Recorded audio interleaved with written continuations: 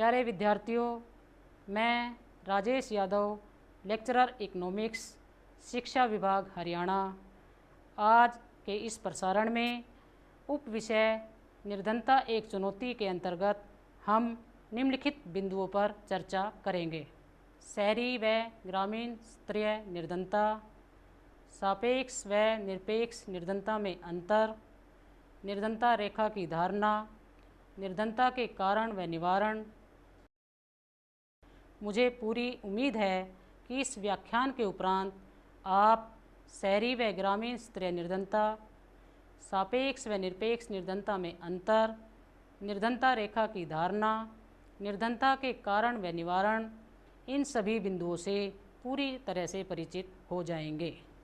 प्यारे विद्यार्थियों, अपने दैनिक जीवन में हम अनेक ऐसे लोगों के संपर्क में आते हैं जिनके बारे में हम सोचते हैं कि वे निर्धन हैं। वे गांवों के भूमिहीन श्रमिक भी हो सकते हैं और शहरों की भीड़ भरी झुग्गियों में रहने वाले लोग भी। वे निर्माण स्थलों के दैनिक वेतनभोगी श्रमिक भी हो सकते हैं और ढाबों में काम करने वाले श्रमिक भी। वास्तव में देश का हर चौथा व्यक्ति निर्धन है, यानी कि भारत में लगभग 26 करोड़ लोग निर्धनता में जी रहे हैं। भारत में निर्धनता की समस्या बहुत ही गंभीर है, जो मानवीय जीवन को दुखों से भर देती है।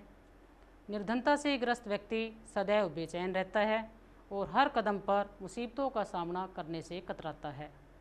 किसी भी व्यक्ति, समाज व राष्ट्र के उत्थान के लिए निर्धनता से निजात पाना अनिवार्य होगा, क्योंकि किसी भी समाज व राष्ट्र की निर्धनता का होना उस समाज व राष्ट्र की खुशहाली के लिए खतरा है।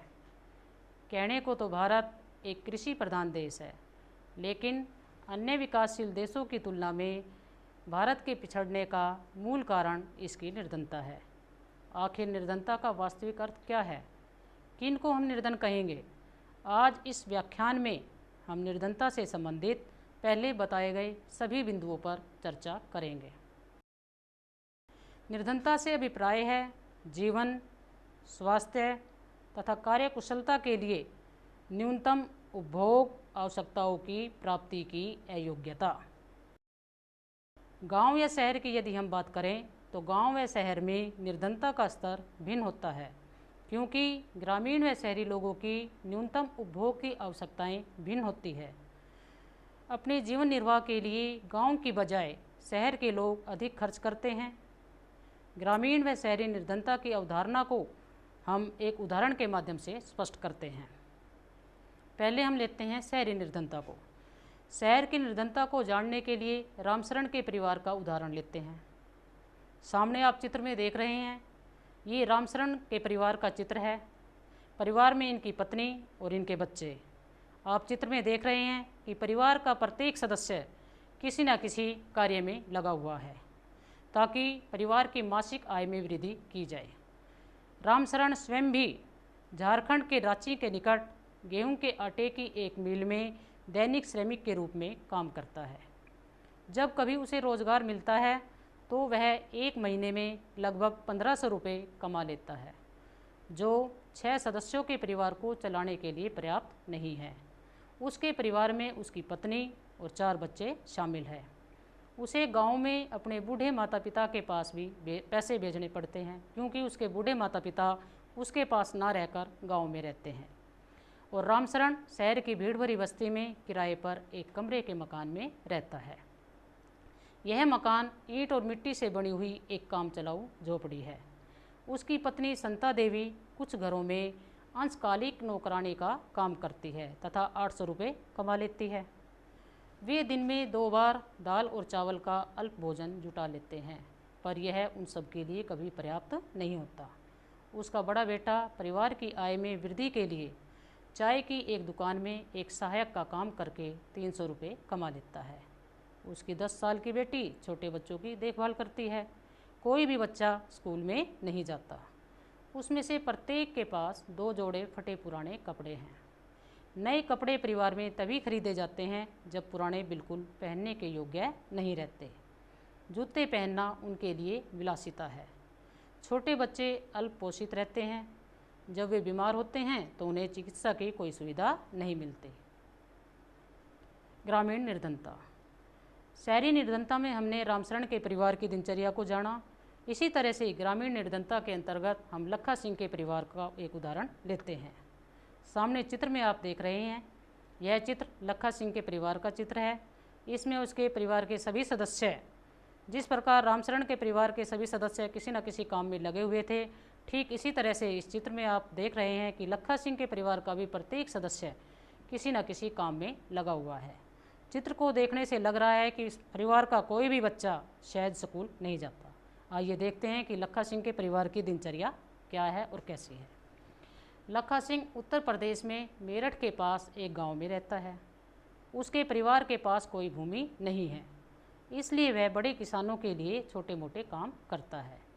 उसका काम अनियमित होता है और आय भी वैसी ही होती है। कई बार उसे पूरे दिन की मेहनत के बदले 50 रुपये ही मिल पाते हैं, लेकिन खेतों में पूरे दिन मेहनत करने के बाद उसे वस्तु के रूप में कुछ किलोग्राम गेहूँ, दाल या थोड़ी सब्जी भी मिल जाती है। 8 सदस्यों का परिवार हमेशा 2 वक्त का भोजन भी नहीं जुटा पाता। लखा सिंह गांव के बाहर एक कच्ची झोपड़ी में रहता है। परिवार की महिलाएं पूरा दिन खेतों में चारा काटने और खेतों से जलाने की लकड़ियां बीनने में ही गुजार देती है। उसके पिताजी, जो तपेदिक के मरीज थे, चिकित्सा के अभाव में 2 वर्ष पूर्व ही उनका देहांत हो गया और अब उनकी माताजी, वो भी उसी बीमारी से ग्रस्त है जिस बीमारी से उनके पिताजी थे, अर्थात तपेदिक की बीमारी से वो ग्रस्त है।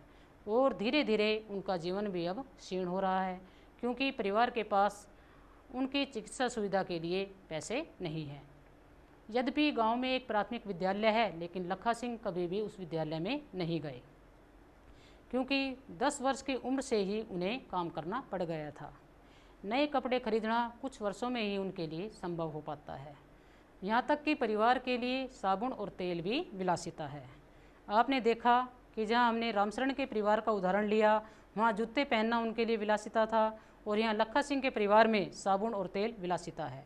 क्योंकि गांव और शहर की जो निर्धनता है वो भिन्न है, कारण कि उनकी अनिवार्य और विलासिता की जो वस्तुएं हैं वो भिन्न होती है। दोनों उदाहरण निर्धनता के अनेक आयामों को दर्शाते हैं। ये दर्शाते हैं कि निर्धनता का अर्थ भूखमरी और आश्रय का न होना है। यह एक ऐसी स्थिति भी है जब माता पिता अपने बच्चों को विद्यालय नहीं भेज पाते या कोई बीमार आदमी इलाज नहीं करवा पाता। निर्धनता का अर्थ स्वच्छ जल और सफाई सुविधाओं का अभाव भी है। इसका अर्थ नियमित रोजगार की कमी भी है।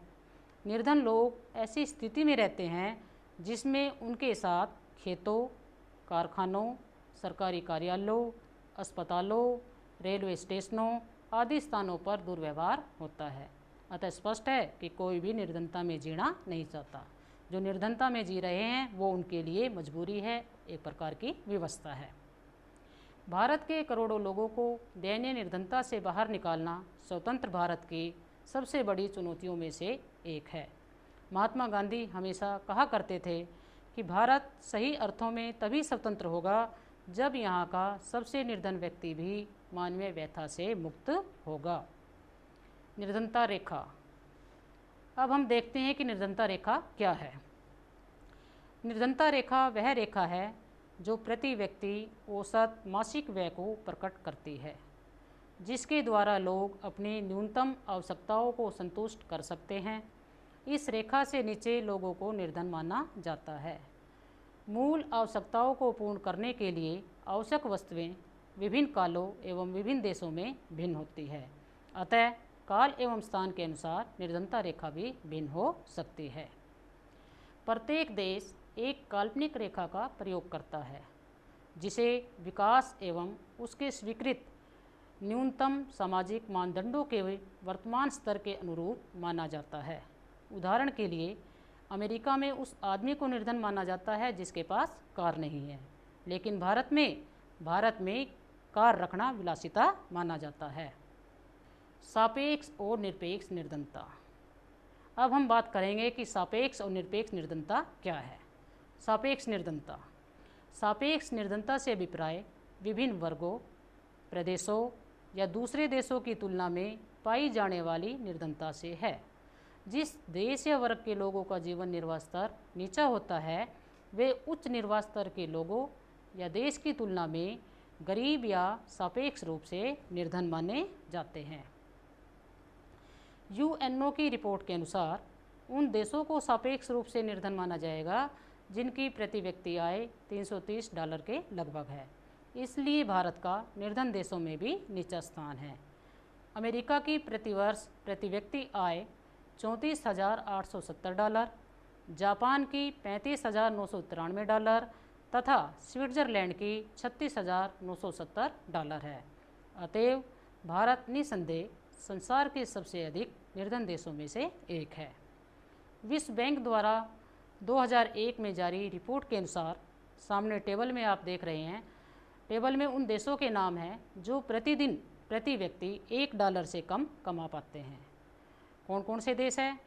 नाइजीरिया, जिसमें 70.8% लोग ऐसे हैं जो प्रतिदिन $1 से कम कमा पाते हैं।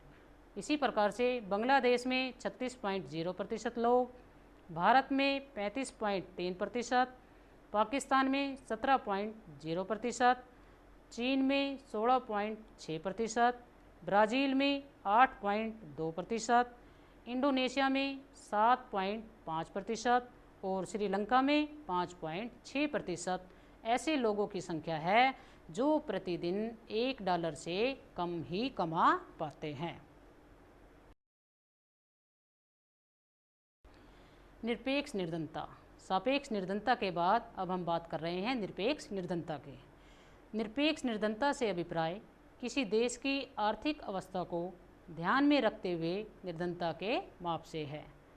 भारत में निरपेक्ष निर्धनता का अनुमान लगाने के लिए निर्धनता रेखा की धारणा का प्रयोग किया गया है। निर्धनता रेखा, जिसके बारे में मैंने पहले भी आपको बताया, निर्धनता रेखा वह रेखा है जो उस प्रति व्यक्ति औसत मासिक व्यय को प्रकट करती है जिसके द्वारा लोग अपनी न्यूनतम आवश्यकताओं को संतुष्ट कर सकते हैं। भारत में 1999-2000 की कीमतों के आधार पर 328 रुपये ग्रामीण क्षेत्र में तथा 454 रुपये शहरी क्षेत्र में प्रति मास उपयोग को निर्धनता रेखा माना गया है। वर्तमान में यह आंकड़े ग्रामीण क्षेत्र के लिए 368 रुपये तथा शहरी क्षेत्र के लिए 559 रुपये है। जिन लोगों का प्रति माह उपयोग व्यय इससे कम है उन्हें निर्धन माना जाता है। उन व्यक्तियों को निरपेक्ष रूप से निर्धन माना जाता है जिनका मासिक उपभोग व्यय इस रेखा से नीचे है। भारत में जनसंख्या का लगभग 25% भाग निरपेक्ष रूप से निर्धन है। निर्धनता के कारण। अब हम उन कारणों पर चर्चा करेंगे जिनके कारण भारत में दिन प्रतिदिन निर्धनता बढ़ती जा रही है। सबसे पहला कारण है जनसंख्या वृद्धि। जनसंख्या में तीव्र वृद्धि भारत की निर्धनता का मुख्य कारण है। भारत की जनसंख्या जहां 1951 में 36 करोड़ थी, 1981 में बढ़कर लगभग 68 करोड़ हो गई। प्राप्त आंकड़ों के अनुसार 2001 में भारत की जनसंख्या 102 करोड़ तथा आज लगभग 116 करोड़ हो गई है, जो देश के विकास में बाधक है, क्योंकि देश की संपत्ति का मुख्य भाग बढ़ती हुई जनसंख्या की मूलभूत आवश्यकताओं को पूर्ण करने में ही चला जाता है और विकास कार्यों के लिए थोड़ा ही धन बच पाता है। सामने आपको टेबल दिखाई जा रही है जिसमें भारत में निर्धनों की संख्या और कुल जनसंख्या में उनका प्रतिशत कितना है ये आपको दर्शाया जा रहा है। 1960-61 में भारत में 17 करोड़ लोग ऐसे थे जो निर्धनता रेखा से नीचे जीवन व्यतीत कर रहे थे, जो कुल जनसंख्या का 34% था। 1964-65 में निर्धनों की संख्या 17 करोड़ से बढ़कर 22 करोड़ हो गई, जो कुल जनसंख्या का 46% है। 1970-71 में यह संख्या 22 करोड़ से बढ़कर 25 करोड़ हो गई, जो कुल जनसंख्या का 45% है। 1973-74 की हम बात करें तो यह संख्या और भी अधिक बढ़कर यानी कि 25 करोड़ से बढ़कर 32 करोड़ तक पहुंच गई, जो कुल जनसंख्या का 46% है। 1979-80 में 32 करोड़ से बढ़कर निर्धन व्यक्तियों की संख्या 33 करोड़ हो गई, जो कुल जनसंख्या का 48% है।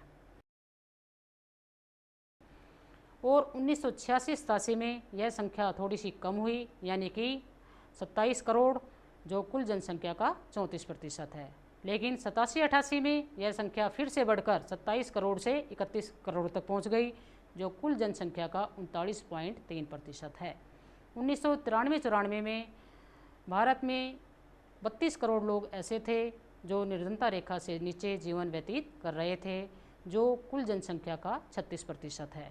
1996-97 में निर्धन व्यक्तियों की संख्या कुछ कम हुई, यानी कि 32 करोड़ से कम होकर 27 करोड़ तक रह गई, जो कुल जनसंख्या का 29.18% था। 1999-2000 में यह संख्या 27 करोड़ से कम होकर 26 करोड़ यानी कि 26%, जो कुल जनसंख्या का 26% आप सामने तालिका में देख रहे हैं, वो भारत में निर्धन व्यक्तियों की और उनके कुल जनसंख्या का जो प्रतिशत है वो आपको बताया गया। जनसंख्या की तीव्र वृद्धि का कारण आप अपने दैनिक जीवन में भी देख सकते हैं। आप कहीं भी अस्पताल, विद्यालय, बस स्टैंड, रेलवे स्टेशन कहीं भी आप जाकर देखेंगे तो आपको अपने डेली लाइफ में चारों तरफ भीड़ ही भीड़ नज़र आती होगी। यह भीड़ जनसंख्या के तीव्र गति से बढ़ने का ही कारण है। निर्धनता का दूसरा कारण है अपर्याप्त रोजगार के अवसर। भारत में बेरोजगारी की समस्या आज की एक ज्वलंत समस्या बनी हुई है। बेरोजगारी का मुख्य कारण जनसंख्या वृद्धि है। उत्पादक रोजगार के अवसरों की कमी के कारण निर्धनता का होना स्वाभाविक है। विकास की निम्न दर।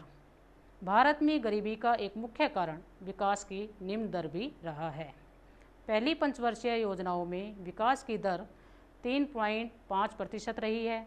छठी योजना में विकास की दर 5.2% रही है, लेकिन जनसंख्या वृद्धि को देखते हुए विकास की यह दर बहुत ही कम है। निर्धनता का अगला कारण बढ़ती हुई कीमतें। भारत में कीमतों में वृद्धि हमेशा ही निर्धन वर्ग के विपक्ष में तथा धनी वर्ग के पक्ष में कार्य करती है, अर्थात यह निर्धन को और निर्धन तथा धनी को और धनी बनाती है। कीमतें बढ़ने का मुख्य कारण सरकार द्वारा घाटे की पूर्ति करना होता है। कृषि की अवहेलना। भारत एक कृषि प्रधान देश है।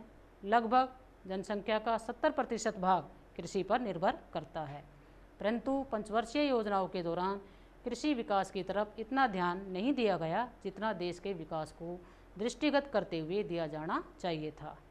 कृषि की बजाय उद्योगों को ज़्यादा प्राथमिकता दी गई, जिसके फलस्वरूप उत्पादन कम हुआ और देशों में निर्धनता ज़्यादा बढ़ी। आय तथा धन का असमान वितरण। भारत में आयोजन का मुख्य उद्देश्य सामाजिक न्याय के साथ विकास रहा है। इसका अर्थ यह है कि देश के विकास के साथ साथ यह भी ध्यान में रखा जाएगा कि विकास का लाभ सभी को समान रूप से प्राप्त हो, परंतु ऐसा नहीं हुआ। एक अध्ययन के अनुसार भारत में 20% अमीर लोग कुल राष्ट्रीय आय का 53% भाग ले जाते हैं, जबकि नीचे वाले 50% लोगों को कुल राष्ट्रीय आय का केवल 19% भाग ही मिल पाता है। योजना काल में यह असमानता कम होने की बजाय बढ़ी है, जो निर्धनता का मूल कारण है। पूंजी की कमी। देश का विकास मुख्य रूप से पूंजी की उपलब्धि पर निर्भर करता है।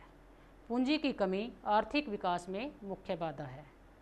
अन्य गरीब देशों की भांति भारत में भी पूंजी की कमी है, जिस कारण देश में विकास की दर कम रही है तथा बेरोजगारी अधिक बढ़ी है।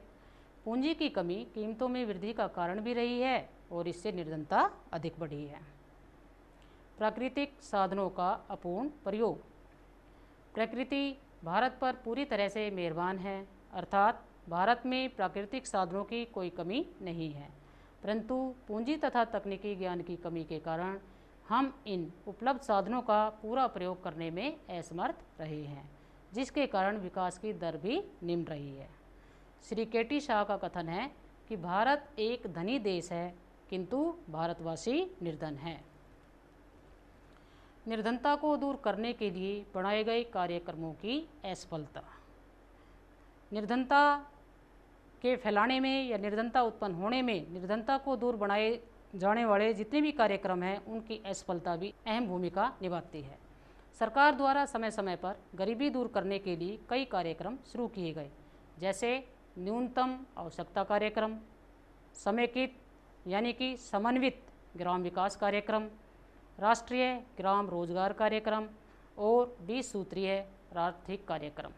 परंतु ये सभी कार्यक्रम अपने उद्देश्य की प्राप्ति में अधिक सफल नहीं हुए हैं। इन कार्यक्रमों का लाभ गरीबों को बहुत ही कम हुआ है। सामाजिक ढांचे का रूढ़िवादी होना। भारतीय किसान स्वभाव से ही रूढ़िवादी है।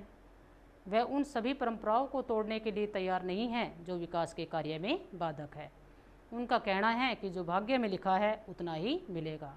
उनका रूढ़िवादी होना भी निर्धनता के लिए उत्तरदायी है। यातायात तथा संचार के विकसित साधनों की कमी।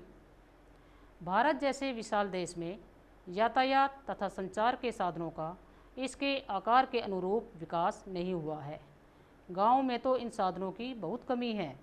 सड़कों, रेलों तथा संचार के साधनों के कम विकास के कारण मंडी तक किसानों के लिए सामान लाना और ले जाना बहुत ही मुश्किल होता है। अतः साधनों के अभाव में कम कीमत पर ही फसल बेचनी पड़ती है, जो उत्पादन लागत की ही पूर्ति मुश्किल से कर पाती है। ये जो अभी हमने आपके सामने पॉइंट्स डिस्कस किए, ये सारे थे निर्धनता के कारण। अब निर्धनता को दूर करने के लिए सुझाव। गरीबी को दूर करना स्वतंत्र भारत के सामने बहुत बड़ी समस्या है। जब तक देशवासियों को जीवन की आवश्यक वस्तुएं उपलब्ध नहीं होगी, तब तक राजनीतिक स्वतंत्रता महत्वहीन है। गरीबी की समस्या भारत की एकता के लिए बहुत बड़ी चुनौती है। महान अर्थशास्त्री भावनोस दत्त के विचारानुसार भी भारत का एक सूत्रीय कार्यक्रम निर्धनता को समाप्त करने का होना चाहिए। India requires a 1 point program, a program of removing poverty. जनसंख्या की वृद्धि पर रोक। निर्धनता को दूर करने के लिए हमें जनसंख्या की जो वृद्धि दिन प्रतिदिन जो ये बढ़ती जा रही है, इस पर रोक लगानी होगी। बढ़ती हुई जनसंख्या गरीबी का मुख्य कारण है, लेकिन परिवार नियोजन जैसे कार्यक्रमों की सहायता से इसको नियंत्रित किया जा सकता है। रोजगार के अवसरों में वृद्धि करना। यदि निर्धनता को समाप्त करना है तो अधिकाधिक भारतवासियों को रोजगार उपलब्ध कराना होगा। प्रत्येक भारतवासियों को कम से कम इतना तो उसको कार्य दिया जाए कि वो अपना मासिक खर्चा उसमें से निकाल सके। उत्पादन में वृद्धि। गरीबी को दूर करने के लिए ज़रूरी है कि औद्योगिक तथा कृषि उत्पादन को बढ़ाया जाए। उत्पादन वृद्धि के लिए उत्पादन के आधुनिक तरीकों का प्रयोग किया जाए। कृषि उत्पादन को बढ़ाने के लिए अच्छे बीज, खाद तथा आधुनिक तकनीक का प्रयोग किया जाए। सिंचाई की आवश्यक सुविधाएं उपलब्ध करवाई जाए। इसके साथ साथ ग्रामीण सामाजिक ढांचे में भी आवश्यकता अनुसार परिवर्तन किया जाए। कीमत वृद्धि पर नियंत्रण। भारत में गरीबी का एक कारण बढ़ती हुई कीमतें हैं। कीमत वृद्धि निश्चित तौर पर गरीब वर्ग को और गरीब बनाती है, क्योंकि भारत में निर्धन व्यक्ति कर्ज में जन्म लेता है, कर्ज में पलता है और कर्ज में ही मर जाता है। अर्थात कर्ज का उसके सिर पर आजीवन भार बना रहता है। सरकार अपनी मौद्रिक तथा वित्तीय नीतियों का प्रभावशाली ढंग से प्रयोग करके कीमत वृद्धि को नियंत्रित कर सकती है। लघु तथा कुटीर उद्योगों पर अधिक बल। भारत में योजना काल में लघु तथा कुटीर उद्योगों का विकास पर्याप्त नहीं हुआ है। इनका विकसित होना निश्चित तौर पर गरीब वर्ग को ज़्यादा लाभान्वित करना है। इसलिए लघु तथा कुटीर उद्योगों पर भी अधिक बल देने की आवश्यकता है। पूंजी निर्माण की दर में वृद्धि करना। निर्धनता को दूर करने के लिए पूंजी निर्माण की ऊंची दर तीव्र आर्थिक विकास की पहली शर्त है। पूंजी निर्माण की दर मुख्य रूप से बचतों के स्तर पर निर्भर करती है, अर्थात पूंजी निर्माण की दर तथा बचत में सीधा संबंध है। आय तथा धन का समान वितरण। आय तथा धन के वितरण में असमानताओं का मुख्य कारण यह है कि आय के अवसर सभी को समान उपलब्ध नहीं है। अतः सभी को अधिकाधिक रोजगार के अवसर प्रदान किए जाने चाहिए, जिससे उनकी दशा में सुधार हो सके। कर प्रणाली का निर्माण इस तरह से किया जाना चाहिए ताकि यह आय तथा धन को कुछ ही हाथों में केंद्रित होने से रोक सके। विभिन्न कार्यक्रमों को प्रभावशाली ढंग से लागू करना। गरीबी की समस्या से निजात पाने के लिए आवश्यक है कि गरीबी उन्मूलन हेतु चलाए गए कार्यक्रमों को प्रभावशाली ढंग से संचालित किया जाए, अर्थात जो कार्यक्रम गरीबों के लिए चलाए गए हैं उनका लाभ उनको अधिकाधिक हो सके। अनुकूल वातावरण। गरीबी को दूर करने के लिए ज़रूरी है कि देश में ऐसा अनुकूल वातावरण तैयार किया जाए जिसमें व्यक्ति की सोच सकारात्मक हो, वह भाग्यवादिता से ऊपर उठकर श्रमशीलता के महत्व को समझे। इसके लिए हर व्यक्ति का शिक्षित होना भी अनिवार्य है। प्यारे विद्यार्थियों, आज इस व्याख्यान के अंतर्गत हमने जिन जिन बिंदुओं पर चर्चा की, आइए एक बार उनको पुनः स्मरण करें। हमने शहरी व ग्रामीण स्तरीय निर्धनता, सापेक्ष व निरपेक्ष निर्धनता, निर्धनता रेखा की धारणा, निर्धनता के कारण व निवारण, इन बिंदुओं पर विस्तृत चर्चा की। आशा है कि आप इस चर्चा से पूरी तरह से लाभान्वित हुए होंगे। लेकिन जाने से पहले होमवर्क के रूप में मैं आपको कुछ क्वेश्चंस दे रही हूँ, नोट कीजिए। निर्धनता से क्या अभिप्राय है? दूसरा क्वेश्चन है, निर्धनता रेखा क्या है? नेक्स्ट, सापेक्ष व निरपेक्ष निर्धनता में अंतर स्पष्ट कीजिए। क्वेश्चन फोर्थ है, निर्धनता के कारण और निवारण, अर्थात किन किन कारणों से निर्धनता उत्पन्न होती है और उनको दूर करने के लिए क्या क्या उपाय है।